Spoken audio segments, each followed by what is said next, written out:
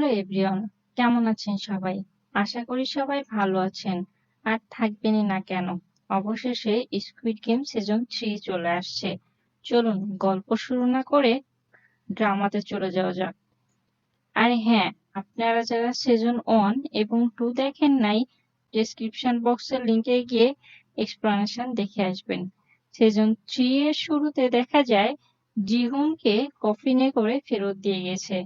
সবাই ভাবে ও বুঝি মারা গেছে, বাট ভয়ে ভয়ে কাছে গিয়ে দেখে ও বেঁচে আছে।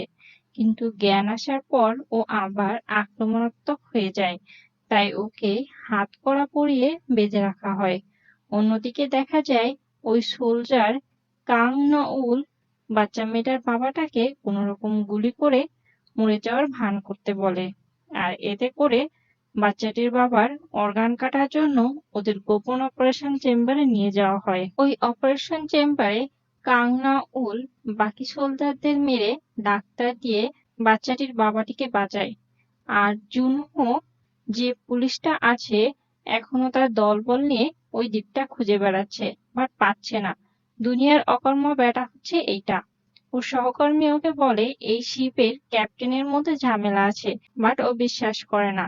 তাই ওর সহকর্মী পরের দিন ওদের সাথে শিপে যায় না, ও যায় ক্যাপ্টেনের ব্যাকগ্রাউন্ডের খোঁজ নিতে।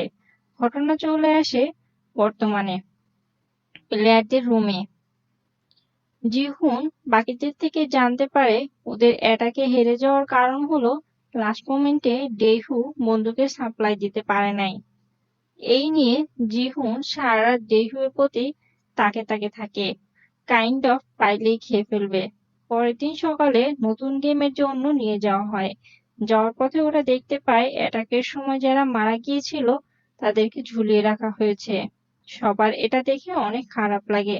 গেমিং সেন্টারে গিয়ে ওদের টসিং এর মাধ্যমে বল সিলেক্ট করতে বলা হয়, একটা লাল বল আর একটা নীল বল। এভাবে দুইটা গ্রুপে ভাগ হয়ে যায়।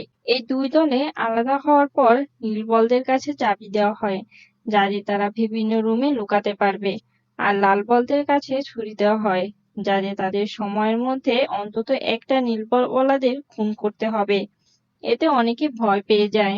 পরবর্তীতে তাদেরকে বলা হয় তারা চাইলে খেলা শুরু হওয়ার আগে তাদের রোল অদল-বদল করে নিতে পারে, একে অপরের সম্মতিক্রমে। তখন ওই প্রেগনেন্ট মেয়েটার সাথে তার বয়ফ্রেন্ড চেঞ্জ করতে চায়, কারণ ছেলেটি জানে মেয়েটি কখনোই কাউকে খুন করতে পারবে না। মেয়েটি প্রথমে রাজি হয় না, পরে ছেলেটি আশ্বাস দেয় কাজ শেষে ও মেয়েটির কাছে আসবে। এই শুনে মেয়েটি রাজি হয়। মা ছেলেও নিজেদের মধ্যে চেঞ্জ করে। ছেলে বলে মা, তুমি কাউকে খুন করতে পারবে না। ওর মা বলে তুমিও পারবে না। তারপরও ছেলেটি বলে আমি কিছু একটা করে ম্যানেজ করে নিব, আমার সাথে চেঞ্জ করো। এরপর ওরা চেঞ্জ করে নেয়। আর এই ডেইহু দেখে জুনহু ওর দিকে অলওয়েজ তাকায় আছে। ও নীল বল পাইছে, মানে পালাতে হবে, বাট ও লাল বলে যেতে চায়, কিন্তু কেউ চেঞ্জ করে না। লাস্ট মোমেন্টে জুনহুর কাছে যায় চেঞ্জ করতে, কিন্তু জুনহু ওকে বন্দুক না আনার জন্য ব্লেম করে, কিন্তু ও বলে ও কোনো এক্স মেরিনার না, ও সাধারণ একজন মানুষ, ওদের মিথ্যা বলেছিল। আর লাস্টে ও অনেক ঘাবড়ে যায়, এজন্য পারে নাই। কিন্তু তারপরও জুনহু ওকে ব্লেম করে আর বলে আমি তোমাকে মারবো আজকে। গল্পটি আপনাদের পছন্দ হলে অবশ্যই লাইক কমেন্ট করতে ভুলবেন না, আর পরবর্তীতে এরকম গল্প দেখতে হলে অবশ্যই সাবস্ক্রাইব করবেন। ধন্যবাদ।